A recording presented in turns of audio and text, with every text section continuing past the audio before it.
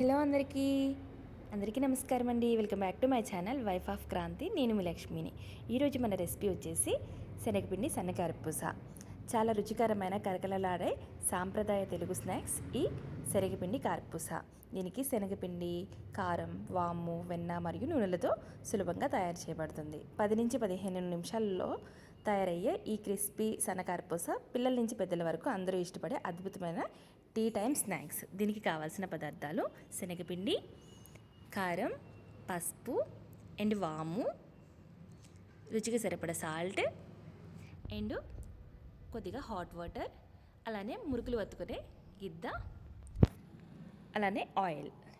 ఇప్పుడు మనం వీటికి ఇక్కడ ఉన్న వాటిలో మనము సన్నకారపూస చేస్తున్నాం కాబట్టి వీటిలో సన్న హోల్స్ ఉన్న ప్లేట్ని తీసుకొని పక్కన పెట్టుకుందాము. ఇప్పుడు ఒక బౌల్ తీసుకుని అందులోకి ఒక 2 కప్పుల శనగపిండి వేసుకుని అందులోకి కొద్దిగా పసుపు, కొద్దిగా కారం, అలానే కొద్దిగా వాము,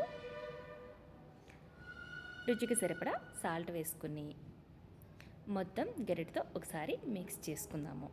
మొత్తం కూడా పిండిలో ఈ ఇంగ్రీడియంట్స్ అన్ని మొత్తం కూడా కలిసేలాగా మొత్తం ఒకసారి కలుపుకొని అందులోకి కొద్దిగా మనం ఆల్రెడీ కాచిపెట్టుకున్నాం కదా, మరీ హాట్ వాటర్ కాదు, అలా అని చెప్పేసి మళ్ళీ చల్ల వాటర్ కాదు, కొద్దిగా గోరువెచ్చని నీళ్ళు నేను తీసుకుంటున్నాను. ఎందుకంటే కొద్దిగా క్రిస్పీకి రావడానికి మనం తీసుకుంటున్నాను. అలానే ఇందులో నేను కొద్దిగా వెన్న అయితే యాడ్ చేశాను, అది వీడియోలో మిస్ అయింది. కొద్దిగా వెన్న కూడా యాడ్ చేసుకొని మొత్తం ఇలా వీడియోలో చూపించిన విధంగా కలుపుకోవాలి. ఇది రెడీ అయిన తర్వాత ఒక స్టవ్ మీద ప్యాన్ పెట్టుకుని ఒక ప్యాన్లోకి డీప్ ఫ్రైకి సరిపడా ఆయిల్ని పెట్టి హీట్ చేసుకోవాలి. అది హీట్ అయ్యే లోపల ఈ మిషన్ని మనం సెట్ చేసుకొని, ఈ గిద్దల్ని సెట్ చేసుకొని లోపల భాగాన్ని మొత్తం ఆయిల్తో రాసుకొని మనం చేతికి ఆయిల్ పెట్టుకుంటూ ఇలా వీడియోలో చూపించిన విధంగా అందులోకి సరిపడా, అంటే అందులోకి ఎలా అయితే ఆ హోల్లో అయితే ఎలా పట్టడానికి సరిపడా ఉంటుందో అలా మనం రెడీ చేసుకొని ఆ గిద్దలోకి ఈ పిండిని పెట్టుకోవాలి. ఇలా రెడీ చేసుకున్న తర్వాత దాన్ని మొత్తం సెట్ చేసుకొని ఆయిల్ హీట్ ఎక్కిన తర్వాత ఆయిల్లోకి మనం ఈ కారపూసను అనేది రౌండ్గా వేసుకోవాలి. జాగ్రత్త అండి, మనము ఈ ఆయిల్లో వేసేటప్పుడు మాత్రం మనము మంట మాత్రం లో ఫ్లేమ్లో పెట్టేసుకోండి. ఎందుకంటే అది మనం ఈ ఆయిల్ వచ్చేసి మనకి బాగా హీట్ ఉంటుంది కదా, ఈ హీట్ ఉన్న ఆయిల్లోకి మనం సడన్గా మనము ఈ చల్లగా ఉన్న ఐటమ్ ఒక్కసారిగా వేసేసరికి ఏమవుతుందంటే ఆయిల్ మొత్తం పొంగుతుందనమాట. సో మనకి కొత్తగా వేసేటప్పుడు అయితే మనకి చేతి మీదకి వచ్చేస్తుంది, ఆవిరి కూడా కొడుతూ ఉంటుంది. సో జాగ్రత్తగా చూసుకొని వేసుకోవాలి. ఇలా మనం రౌండ్గా చక్కెరలా వేసుకున్న తర్వాత వాటిని ఒకవైపు వేగిన తర్వాత మరొక వైపుకి టర్న్ చేయాలి.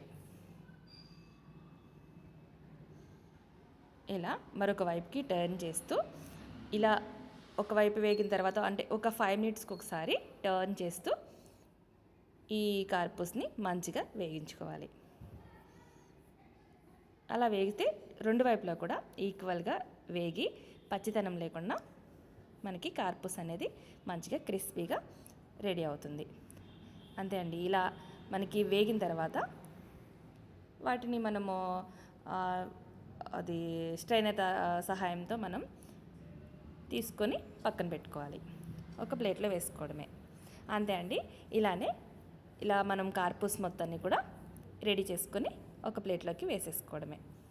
అంతే అండి, చాలా ఈజీ అండి ఇది చేయడం. ఇది చాలా క్రిస్పీగా అండ్ మనకి పిల్లలు స్కూల్కే కానీ లేదంటే ఇంటికాడ రాగానే మన హస్బెండ్ కానీ లేదంటే ఎవరికైనా సరే ఇంటికి వస్తే కానీ మనం పెట్టడానికి స్నాక్స్ ఐటమ్ చాలా పర్ఫెక్ట్గా ఉంటుంది, చాలా బాగుంటుంది. దీన్ని ఇష్టపడిన వాళ్ళంటూ ఎవరు ఉండరు కాబట్టి మనం ఇలా రెడీ చేసుకుని ఒక బాక్స్లోకి ఒక గాలి వెళ్ళని ఒక బాక్స్లో కనుక నిల్వ చేసుకుంటే కనుక చాలా డేస్ మనకి ఉంటుంది. సో ఈ వీడియో కనుక మీకు నచ్చినట్లయితే లైక్ చేయండి, షేర్ చేయండి, సబ్స్క్రైబ్ చేసుకోవడం మాత్రం మర్చిపోవద్దండి. అలానే మరొక రెసిపీతో మళ్ళీ మీ ముందుకు వస్తాను. మీకు ఏదైనా రెసిపీ కావాలంటే కనుక నాకు కామెంట్ చేయండి. అలానే మీరు కూడా ట్రై చేసి మీకు ఎలా వచ్చిందో నాకు కూడా కామెంట్ రూపంలో తెలియచేయండి. థ్యాంక్ యూ ఫర్ వాచింగ్ అండి. అందరికీ నమస్కారం. Bye bye.